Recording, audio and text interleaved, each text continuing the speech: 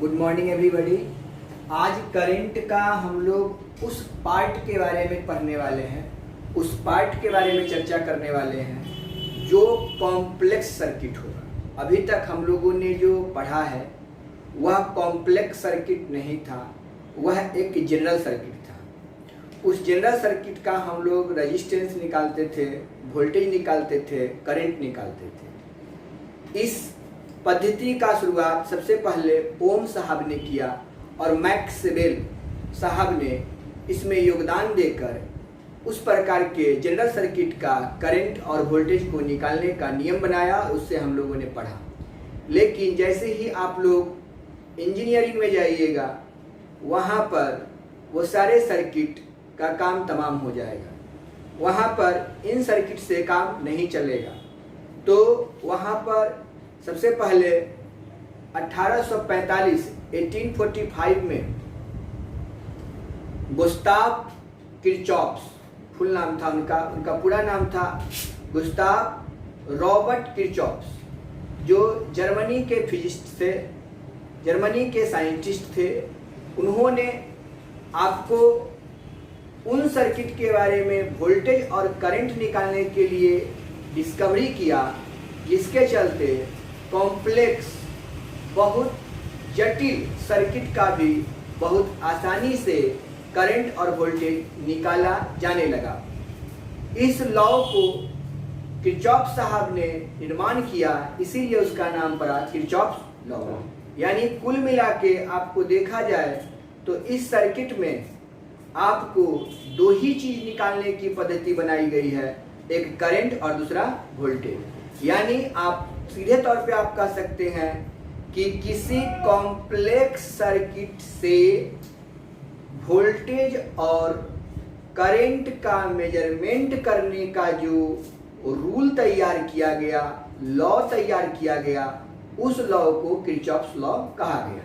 यानी सबसे पहले आपको ये जानना होगा सर्किट। तो सर्किट जो होता है वह विभिन्न प्रकार के होते हैं। सर्किट जो होता है वो बिल्कुल अलग अलग होता है। ऐसा देखने को मिलेगा जहां से आपको लगेगा कि इस ना तो वो पैरेलल कॉम्बिनेशन में है और ना ही वो सीरीज कॉम्बिनेशन में है।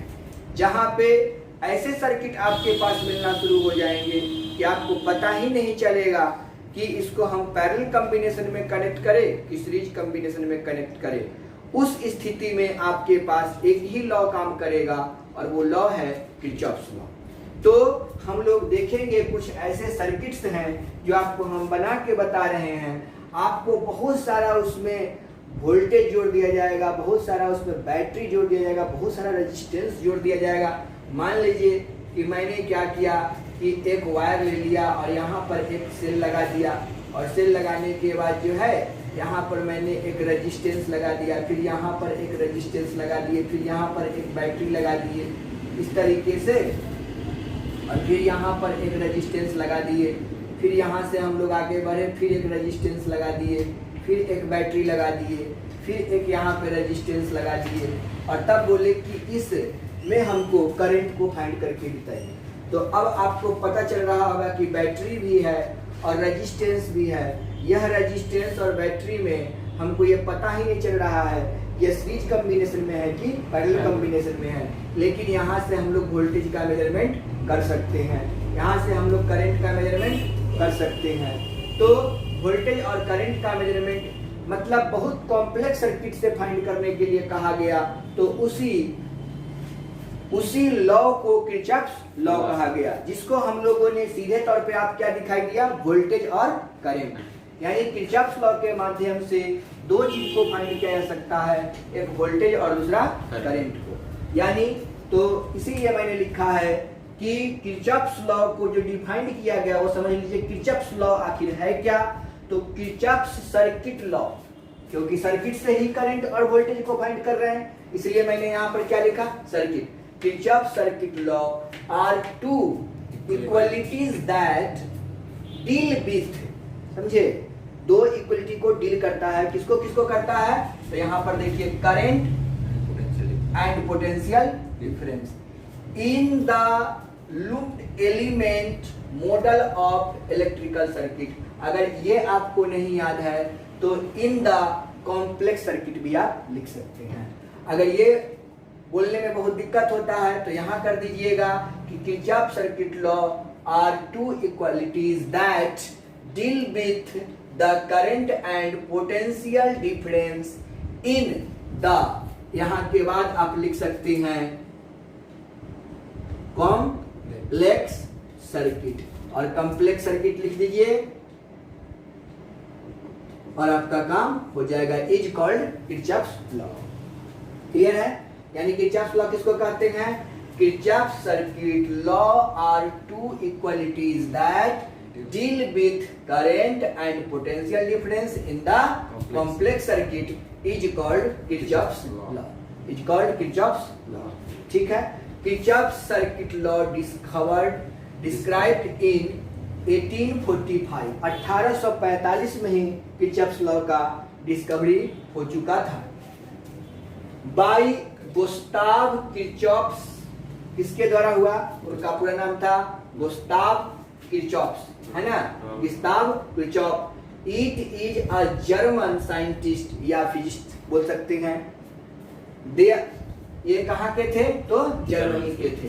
तो आपसे पूछ सकता है कि किरचॉफ्स लॉ का निर्माण ऑब्जेक्टिव क्वेश्चन में कब हुआ? तो ये 1845 में बोलिएगा। आपसे पूछ सकता है कि किरचॉफ्स का पूरा नाम क्या था? किरचॉफ्स का पूरा नाम क्या था? गुस्ताव किरचॉफ था। समझे? ये भी पूछ सकता है कहाँ के रहने वाले थे? तो जर्मनी के रहने वाले थे। क्या थे? तो साइंटिस्ट थे। किस चीज का साइंटिस्ट थे? तो फिजिक्स का साइंटिस्ट थे। फिजिस्ट साइंटिस्ट थे वो। ठीक है? अब देखिए हमको यहाँ से इसमें किसको किसको डील किया गया? दो चीजों में। पहला करंट और दूसरा पोटेंशियल डिफरेंस।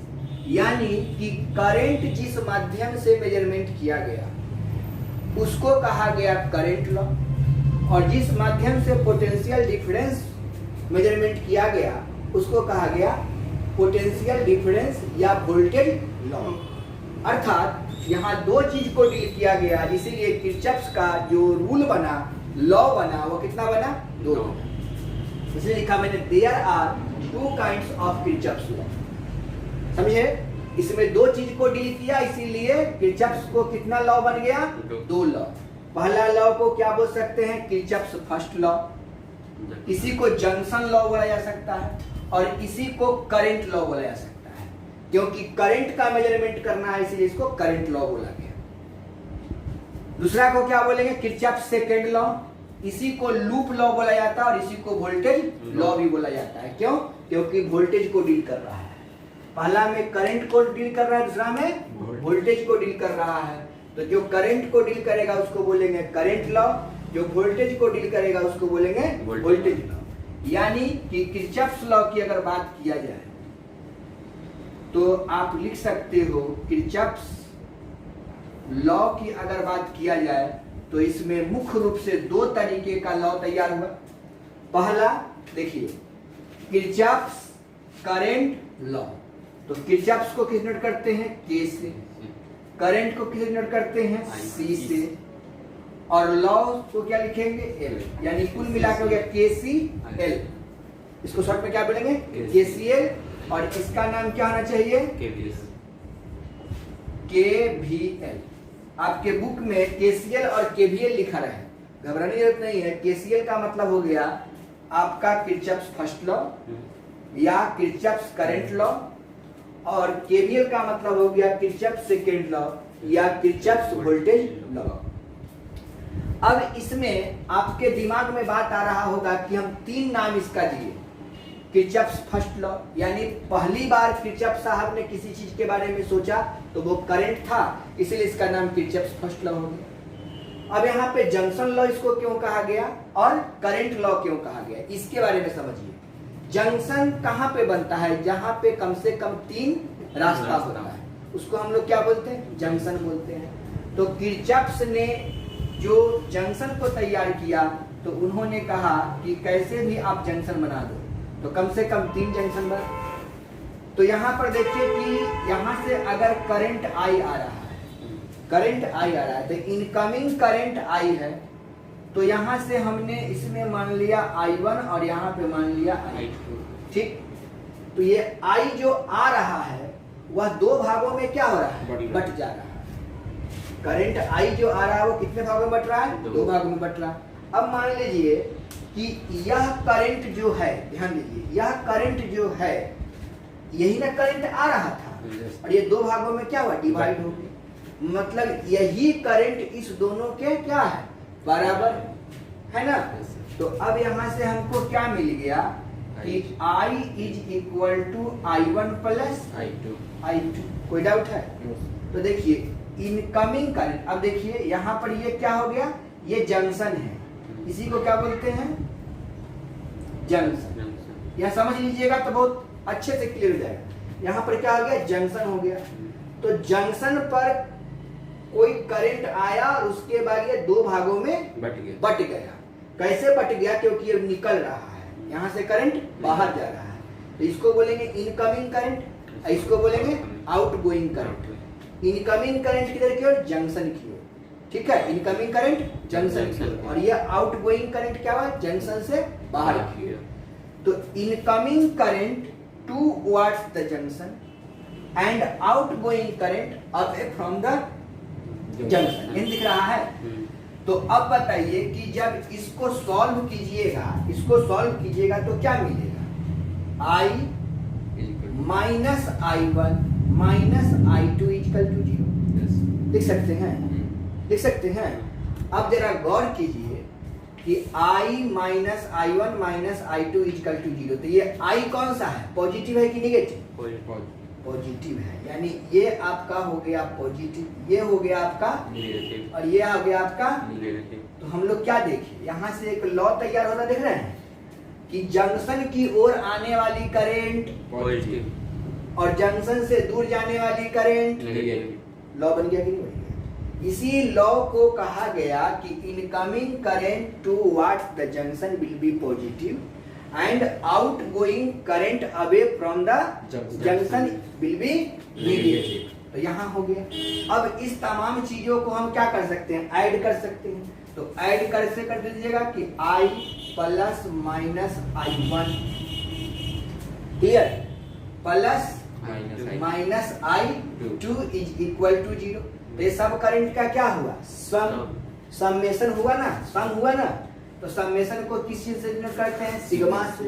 ये सब क्या है, करंट है, तो इसको लिखेंगे I इज इक्वल टू 0, यानी कि summation of current is equal to क्या, 0।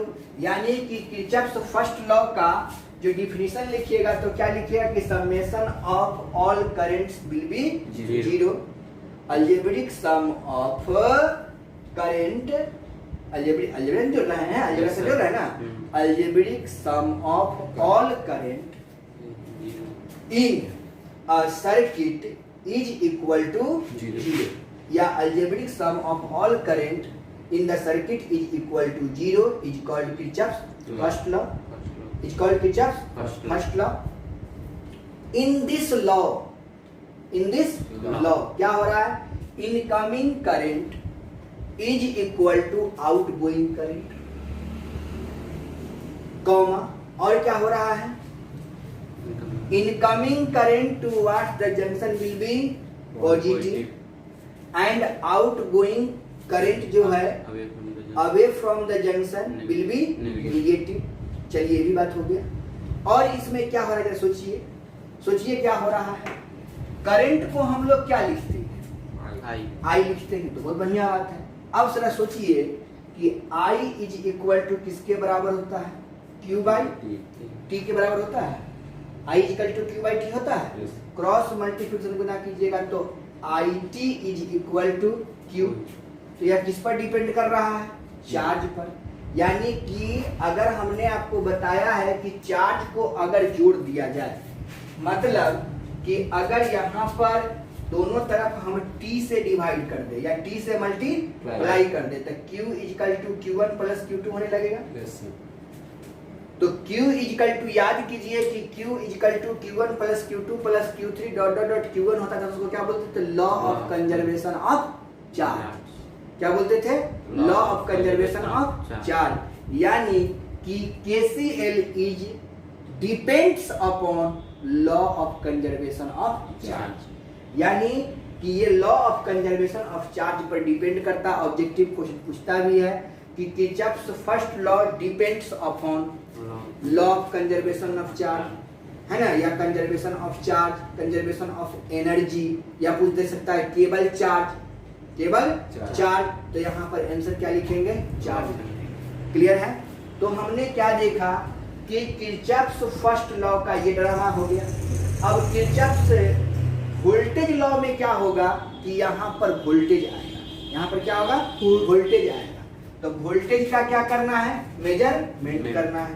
तो जब हम करंट को जोड़ के 0 के बराबर कर सकते हैं, तो क्या वोल्टेज को जोड़ के summation of delta V plus summation of, अगर वोल्टेज है, टर्मिनल वोल्टेज है तो V लिखाएगा, और अगर बैटरी है तो क्या लिखाएगा? EMF लिखाएगा, मतलब E क्या? E इज इक्वल टू क्या होना चाहिए? 0। यानी E plus E is equal to 0। तो वो क्या कहलाएगा? वोल्टेज लॉ कहलाएगा।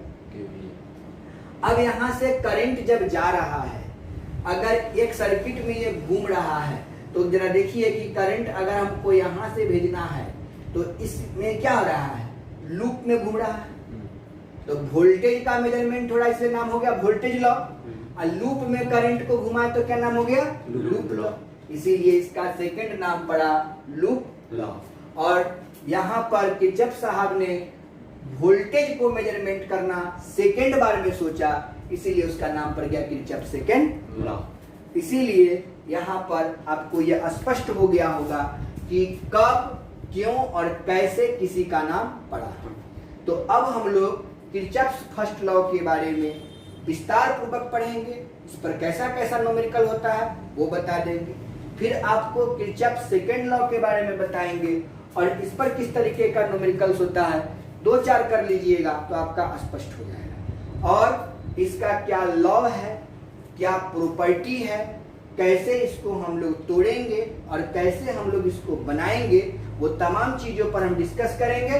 शुरुआत करेंगे सबसे पहले केसीएल के बारे में, यानी किरचॉफ करंट लॉ के बारे में, या किरचॉफ फर्स्ट लॉ के बारे में, या जंक्शन लॉ के बारे में। इसका नाम जंक्शन क्यों पड़ा वो आपको समझ में आ गया होगा, क्योंकि इनकमिंग करंट जहां पे आता है और उस पॉइंट से जो आउटगोइंग करंट निकलता है, उसी पॉइंट को हम लोग क्या बोलते हैं? जंक्शन बोलते हैं। इसीलिए इसका नाम जंक्शन लॉ हो गया। क्लियर है?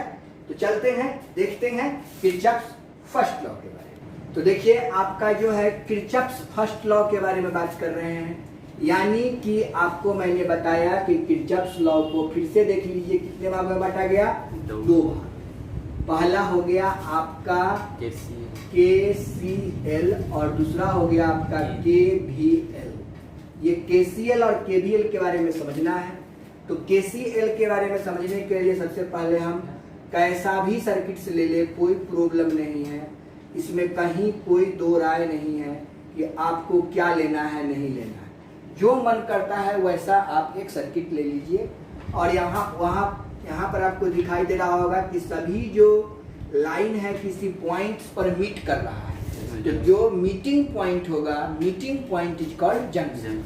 यानी कि मीटिंग पॉइंट, इसी को हम लोग बोलेंगे meeting point. Meeting point of a circuit, meeting point of a circuit is called junction. यहां तक कोई डाउट नहीं है, जंक्शन समझ में आ गया। अब यहाँ पे करंट है, दिस इज कॉल्ड, इसको आप I1 मान लीजिए, इसको आप I2 मान लीजिए, इसको आप I3 मान लीजिए, इसको आप I4 मान लीजिए, इसको आप I5 मान लीजिए, इसको आप I6 मान लीजिए। तो देखिए यहाँ पर क्या हो रहा है, इनकमिंग करंट कौन कौन है वो देखिए। जंक्शन की ओर आने वाला कौन है? I1। तो I1 plus I2 plus I3। Incoming current is equal to क्या हो जाएगा? आउट गोइंग करंट, मतलब I4 plus I5 plus I6। तो यहाँ पर पहला केसीएल का लॉ क्या बन गया, incoming current is equal to outgoing current. Incoming current का क्या हो रहा है, समेशन हो रहा है, आउटगोइंग करंट का क्या हो रहा है, समेशन हो रहा है। तो इनकमिंग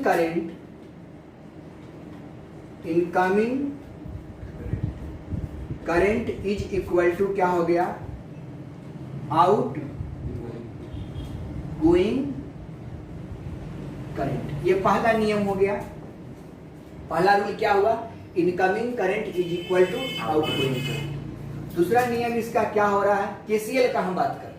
दूसरा नियम क्या हो रहा है कि इनकमिंग करंट को हम लोग यहाँ पर सिग्मा आई लिखते हैं। सिग्मा आई इनकमिंग है, ठीक है, तो sigma I is equal to sigma, यहाँ पर भी आई लिख दीजिए, ठीक, सब करंट है ना, I1 I2 I3, तो इसको सिग्मा आई लिखे, इसको भी सिग्मा आई लिखिए। अब देखिए इनकमिंग करंट को इनकमिंग आउटगोइंग करंट के बराबर से इधर ले आएंगे तो क्या हो जाएगा, सिग्मा आई माइनस सिग्मा आई। यह हो गया इनकमिंग को स्मॉल आई कीजिए, आउटगोइंग को ओ कर दीजिए, तो यहाँ पर आई और यहाँ पर ओ इज इक्वल टू कितना हो गया, 0 हो गया। यानी इस दोनों का जो सम हो रहा है, सम मतलब डिफरेंस है लेकिन इसको हम सम बना सकते हैं, यानी कि सिग्मा आई आई प्लस माइनस सिग्मा आई ओ, इसको समझिएगा कि इनकमिंग करंट और आउटगोइंग करंट का जो सम होगा वो आपके किसके बराबर होगा, 0 के बराबर। तो यहाँ से एक लॉ निकल गया क्या, कि समेशन ऑफ करंट या सम ऑफ या algebraic sum of all current, algebraic sum of all current in क्या सर्किट है, इन सर्किट, क्या इन द सर्किट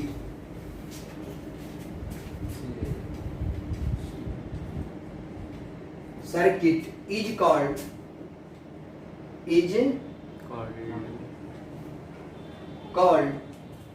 क्या है, algebraic sum of all current in the circuit is equal to 0। Is 0 कर दीजिए, is equal to 0। तो ये second नियम बन गया, ये फर्स्ट नियम हुआ और ये सेकेंड नियम हुआ। थर्ड नियम क्या है, ये देखिए, जो भी इनकमिंग करंट है वो क्या है, पॉजिटिव है, और इसको इधर ले आएंगे तो क्या हो जाएगा, नेगेटिव हो जाएगा। यहाँ से देखिए आप कि I1 प्लस में, I2 प्लस में, I3 प्लस में, ये 4 है, इसको प्लस का चिन्ह लिखिए, minus I4 plus minus I5 plus minus I6 ना, इज इक्वल टू 0। देखिए algebraic sum of all current in the circuit क्या हो गया, 0 हो गया। इसी बात को हम यहाँ पर इस रूप में लिख दिए। तो देखिए जो भी इनकमिंग करंट है किधर की ओर, जंक्शन की ओर, वो सब क्या है, पॉजिटिव है, और जो भी आउटगोइंग करंट है अवे फ्रॉम द जंक्शन वो आपका क्या है, नेगेटिव करंट। तो इसको हम लोग लिख सकते हैं कि in this condition incoming current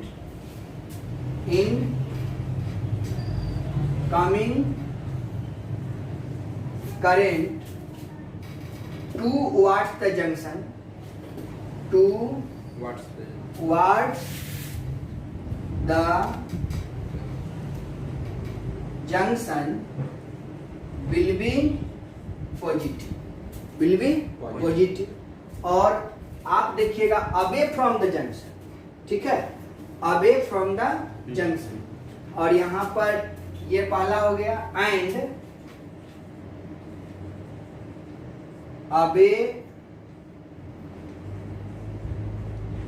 away from the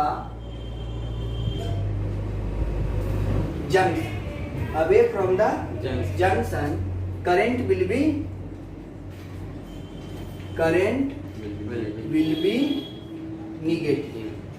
समझ गए, यानी कि अगर इनकमिंग करंट जो भी होगा जंक्शन की ओर वो पॉजिटिव होगा, और जो निकलेगा वो क्या हो जाएगा, आपका निगेटिव हो जाएगा।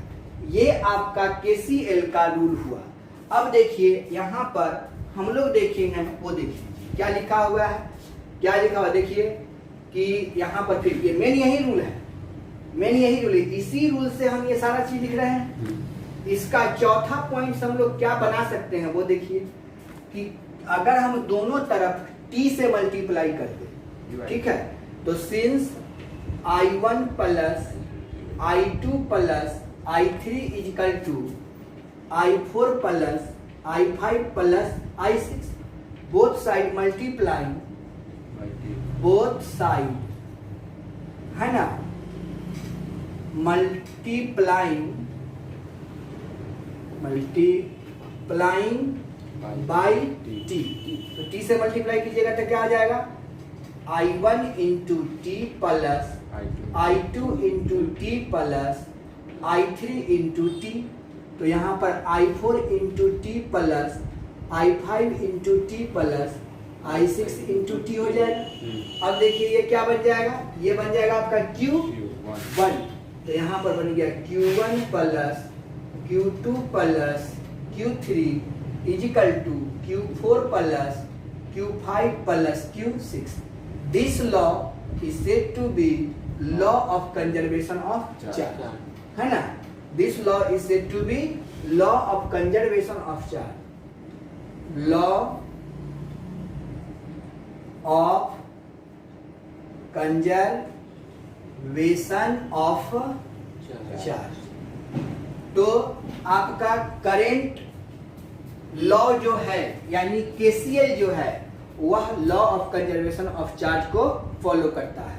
यानी आपसे पूछेगा कि आपका करंट लॉ जो है या KCL जो है वह किस पर डिपेंड्स करता है, तो law of conservation of charge, है ना। यानी KCL is depends upon charge या law of conservation of charge. Clear. तो हम लोगों ने इस रूप को भी देख लिया, इस रूप को भी देख लिया, और ये आपका किरचॉफ्स फर्स्ट लॉ हुआ, समझ गए। अब इस पर न्यूमेरिकल किस तरीके का होता है, हम कुछ सर्किट आपको देते हैं और आपको बनाना सिखाते हैं, ठीक है। देखिए, चलिए देखिए, पिछला सा देख लीजिएगा स्पेलिंग, वहां पर हम देखे नहीं थे, वो किस किरचॉफ्स का स्पेलिंग हम लिख दिए थे KIRCHCH, जबकि CHH समझे, OFF full stop is S Kirchhoff's law था। ये यहाँ पर CHH नहीं होगा, CHHO फुल स्टॉपिस S होगा, ठीक है। उसको आप लोग करेक्शन कर लेंगे, जहां जहां अगर किरचॉफ्स में KIRCHCHOFF फुल स्टॉपिस S लिखा हुआ होगा, उसको काट के केवल C को हटा दीजिएगा और यहाँ पर केवल HOFF फुल स्टॉपिस S कर दीजिए, तो ये किरचॉफ्स हो जाएगा, ठीक है।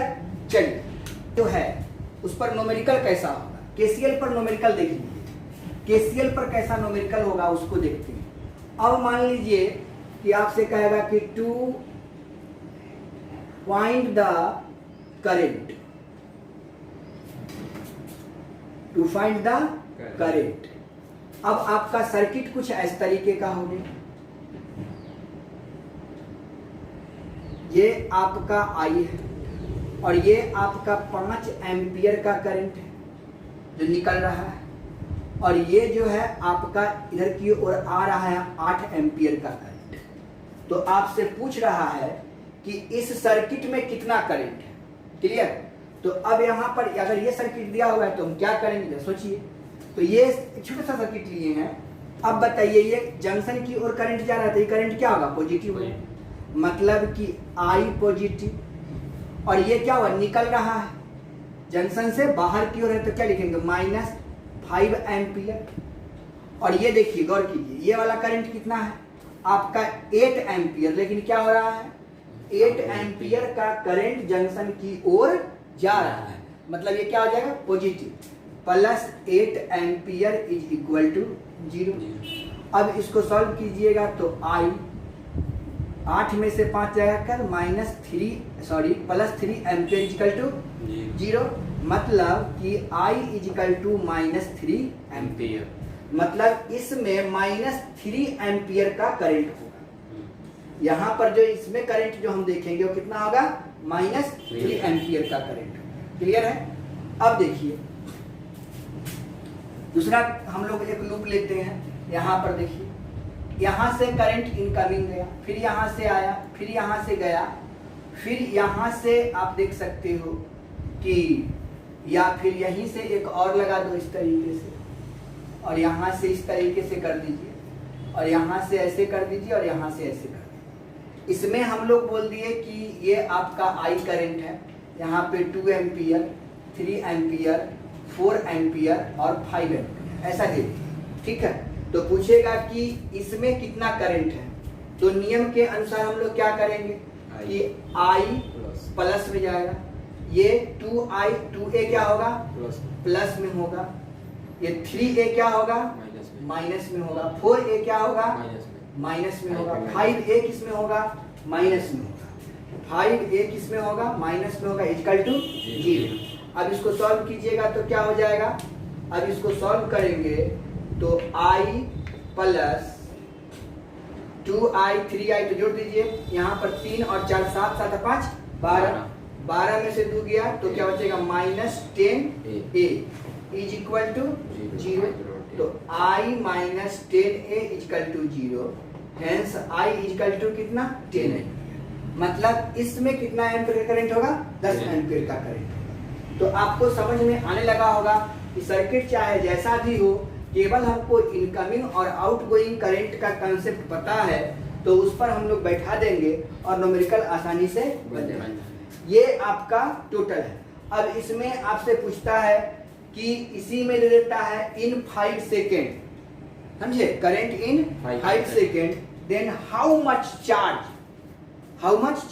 तो टाइम दिया हुआ है, करंट दिया हुआ है, तो चार्ज निकाल लेंगे। तो चार्ज का फॉर्मूला आपको पता है कि क्या करते हैं, I इंटू टी आपको 5 सेकेंड है और करंट आपका जो 10 एम्पियर, दोनों को मल्टीप्लाई कर दीजिएगा तो 50 हो जाएगा, यानी 50 कूलम का भी इसमें चार्ज निकल जाएगा। तो इस तरीके से हम लोग देख सकते हैं कि कोई भी सर्किट अगर दिया हुआ, उस सर्किट में हम किस तरीके से करंट का मेजरमेंट कर सकते हैं। तो ये करंट का क्या हो रहा है, मेजरमेंट हो रहा है, इसमें करंट का क्या हो रहा है, मेजरमेंट हो रहा है। इसीलिए इस सर्किट को क्या कहा गया, आपका करंट लॉ कहा गया, इसीलिए इसका नाम पड़ा KCL।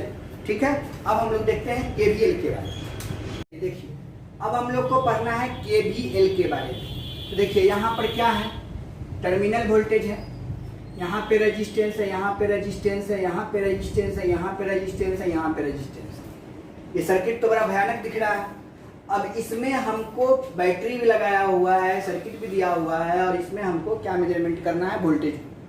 इसमें कितना वोल्टेज है तो कैसे निकालेंगे, तो यहाँ पर क्या करना पड़ता है कि एक लूप तैयार होता है। देखिए कहीं भी आप देखेंगे इसमें लूप तैयार हो जाएगा। अब देखिए कि अगर हम इसको A मानते हैं, इसको B मानते हैं, इसको C मानते हैं, इसको D मानते हैं, ठीक है, A B C D मान ली। अब आप देख सकते हैं कि आप यहाँ से क्या है कि एक ABC, एक इस तरह से एक लूप बन गया, इधर ABC और इधर बनाइएगा तो BCD, मैंने कहीं से भी आप चल सकते हैं, जिधर से भी आपको चलने की इच्छा है उधर से आप चल सकते हैं। और एक अगर मान लीजिए इधर से बनाते हैं BCD, बनाते हैं इस तरीके से BCD, तो लूप कैसा बन जाएगा, ऐसा बन जाएगा। तो इस लूप में और इस लूप में, इस दोनों लूप से हमको दो इक्वेशन तैयार करना होगा और तब जाके यहाँ से हम लोग करंट को फाइंड आउट करेंगे। तो क्या करना पड़ता है कि मान लीजिए कि यहाँ से करंट ये आई गए, तो यहाँ से इसमें और इसमें यही करंट जो है दो भागों में क्या हुआ, बट गया। तो यहाँ पर चला गया कितना, I1, यहाँ पर करंट चला गया I1, तो इसमें कितना करंट बचेगा से बताइए। अब देखिए यहाँ से ये आपका करंट I है, इधर I1 चल गया, तो निश्चित तौर पर यहाँ पर जो करंट बचेगा I माइनस I1, तब नहीं दोनों के करंट I रह जाएगा। ठीक उसी तरीके से ये बढ़ते बढ़ते बढ़ते अगर इसमें करंट को आप भेज दिए हैं IG, तो इसमें कितना करंट जाएगा, यहाँ से तो करंट I1 है और इसमें चला गया है कितना IG। तो अब इसमें कितना करंट बचेगा बताइए, I1 में से IG चल गया तो क्या लिखिएगा, I1 माइनस IG, यही लिखिएगा सर। अभी दोनों को जोड़िएगा तो देखिए फिर ये I1 करंट इसमें जा रहा है। अब ये I1 माइनस G करंट इसमें जा रहा है। अगर इसमें I1 माइनस G करंट जा रहा है तो इसमें IG आ रहा है, और यहाँ से कितना आ रहा है, तो इस तरीके से इसमें कितना करंट जाएगा, यहाँ देखिए I निकला है तो यहाँ जो आउट गोइंग करंट होगा वो I के बराबर ही होना चाहिए। तो इस तरीके से हम लोग I1 माइनस IG किए, इस तरीके से बढ़ते बढ़ते यहाँ तक तो I1 माइनस IG आएगा, I1 माइनस IG आएगा। यहाँ से करंट कितना आ गया IG, तो इसमें कितना करंट जाएगा ये बताइए। अब यहाँ से करंट ये कितना रहा, I माइनस I1, तो यहाँ से यहाँ तक ये I माइनस I1 आ रहा है, और यहाँ से करंट जो है सो IG आ रहा है। तो दोनों इसमें से क्या होगा, मिल जाएगा, यानी ये इनकमिंग करंट और ये आउटगोइंग करंट, यही ना आउटगोइंग करंट, मतलब दिस प्लस दिस, ये दोनों को जोड़ेंगे तभी नहीं आउटगोइंग करंट के बराबर होगा भाई। तो यहाँ पे I minus I1 plus IG कर दीजिए। अब इधर से इतना आ गया, इधर से इतना आ गया, देखिए अब देखिए I1 से I1 कट गया, IG से IG कट गया, इसमें करंट कितना निकल गया, समझ में आ गया। तो ये हमको कंसेप्ट समझना पड़ता है कि करंट जितना जा रहा है तो incoming current is equal to outgoing current. यहाँ पे कौन सा लॉ लग गया, यहाँ पर देखिए जंक्शन लॉ लग रहा है, यहाँ पर भी जंक्शन लॉ लग रहा है। अब इस तरीके से इसका हम करंट कहाँ कहाँ था वो देख लिए। अब करंट से इसको ये टर्मिनल से इस टर्मिनल तक पार करेगा तो यहाँ पर क्या बनेगा, पोटेंशियल डिफरेंस। तो पोटेंशियल डिफरेंस का फॉर्मूला क्या होता है, V is equal to I into R।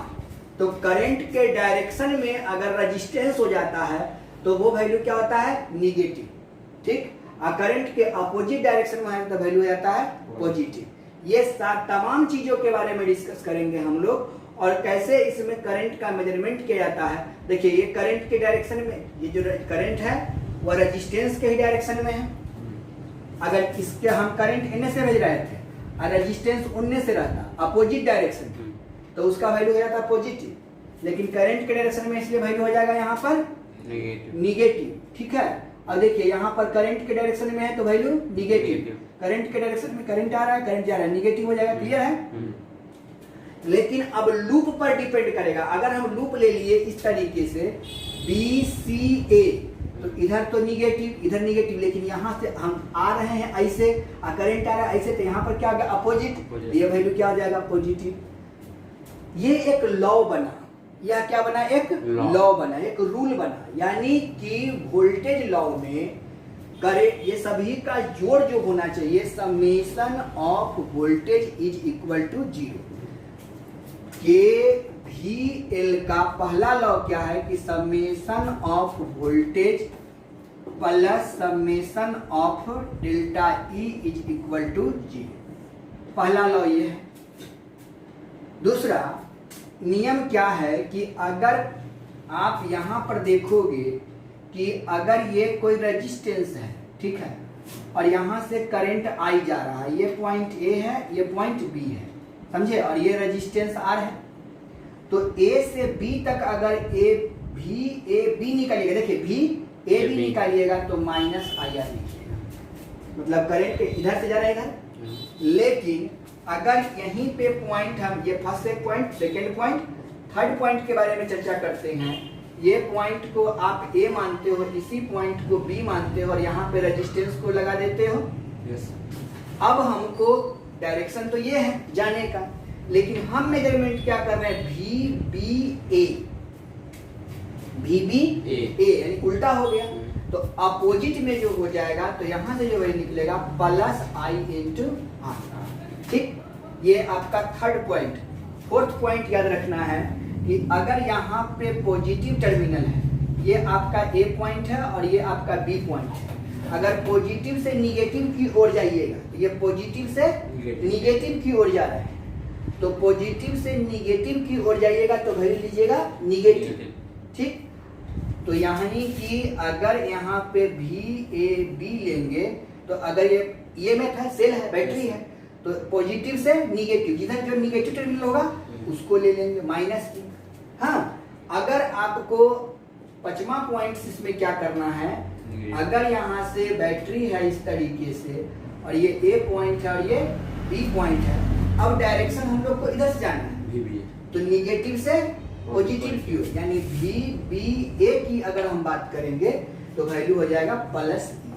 तो कुल मिला के कैगो पॉइंट हुआ 1 2 3 4 और ये 5, यानी फर्स्ट पॉइंट आपको ये याद रखना है, सेकेंड ये रखना है, थर्ड ये रखना है, फोर्थ ये रखना है और फिफ्थ में जो है सो ये पॉइंट को रखना है। यानी कि ये पांचों पॉइंट अगर आपको याद है तो केवीएल का न्यूमेरिकल आपसे बचेगा नहीं। घूमने पर डिपेंड करता है कि हम घूमेंगे किधर से, और घूमने पर हम किसी प्रकार का कोई प्रतिबंध नहीं रखेंगे। आपको जिधर से घूमना है, जैसे भी घूमना है, बस इस नियम से आगे बढ़ते जाना है। और एक लूप जब कंप्लीट हो जाएगा तो उसका समेशन 0 हो जाएगा। मतलब एक लूप ए माने कि ए बी सी ए पर पहुंची, ए बी सी ए पर, तो एक लूप हो गया ना। जहां से गए थे वहीं पे पहुंच जाना है, तो वह कहलाता है एक लूप। यानी कि अगर इसका पोटेंशियल देखना है कि क्या इसका रूल करेगा, तो A B C A equal to 0, यही लॉ काम करेगा। इसमें जितना होगा उसको जोड़ देंगे, वह आपका निकल जाएगा। इस तरीके से अगर इस पॉइंट को हम ए मानते हैं, बी मानते हैं, सी मानते हैं, डी मानते हैं, ई मानते हैं और एफ मानते हैं। अब यहाँ से अगर हम लोग करंट इधर की ओर जो है सो एक्स गया, इधर की ओर हम एक्स भेज देते हैं, इधर की ओर हम लोग वाई भेज देते हैं, तो नीचे तरफ इधर कितना जाएगा इसे बताइए। ऊपर गया एक्स, इधर गया वाई, तो इधर कितना जाएगा? नहीं समझे? आपको इधर हम कितना भेज दिए एक्स, इधर कितना भेज दिए वाई, तो इधर कितना जाएगा? देखिए ये आउट गोइंग हो गया, ये आउट गोइंग हुआ और ये भी आउट गोइंग हो गया। ठीक, या आप इधर भी ऐसे भी घुमा सकते हैं, इधर की ओर घुमा दीजिए आपका वाई, इधर की ओर घुमा दीजिए एक्स, तो इधर कितना जाएगा? ये अच्छा लगेगा आपको। इधर आया एक्स, इधर से गया वाई, तो इधर कितना हो गया? एक्स प्लस वाई है ना। इधर से आया एक्स, इधर से आया वाई, मान उधर के तो उलट दीजिएगा, दोनों निगेटिव हो जाता है ना। एक्स भी निगेटिव और वाई भी निगेटिव, कॉमन लेते तो माइनस एक्स प्लस वाई हो जाता है। लेकिन आप ऐसे घुमा दीजिएगा तो एक्स प्लस वाई, मतलब इसमें करंट अगर एक्स आ रहा है, इधर से करंट वाई जा रहा है, तो इधर करंट कितना होगा? X plus y. तो अगर हम देखिए तो यहाँ तो हमको पता चल गया कि यहाँ पर क्या हो रहा है, पता गया ना। अब यहाँ का पोटेंशियल आपका भी है, ठीक, यहाँ का पोटेंशियल आपका V1 मान लीजिए, इधर तो पोटेंशियल है ये नहीं है। तो अब बताइए, जरा सोचिए कि अगर हम ए बी सी, तो इधर जो करंट की हम बात करेंगे और इधर की ओर, इधर करंट क्या जा रहा है, तो इधर से जो आ रहा है ये आपका क्या है? करंट है,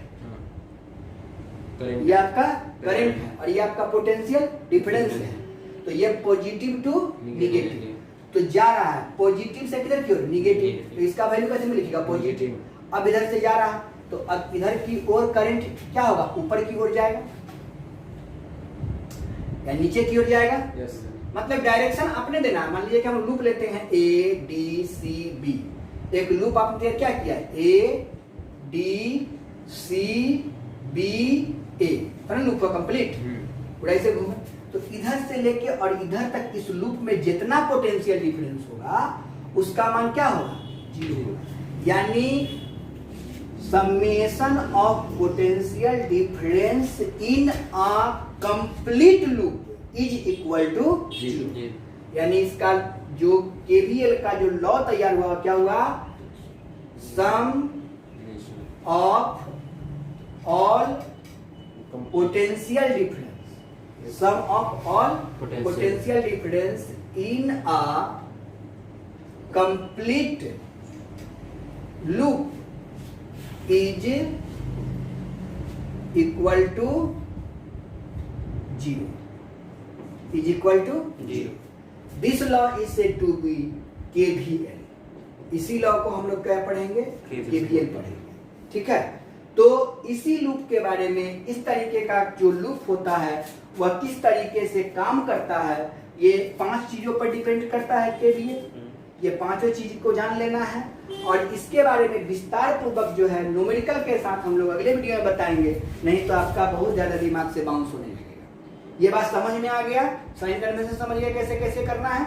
इस पर न्यूमेरिकल हम 10-20 करवा देंगे, पूरा कंसेप्ट क्लियर हो जाएगा। तो आज यहीं तक, जय हिंद जय भारत।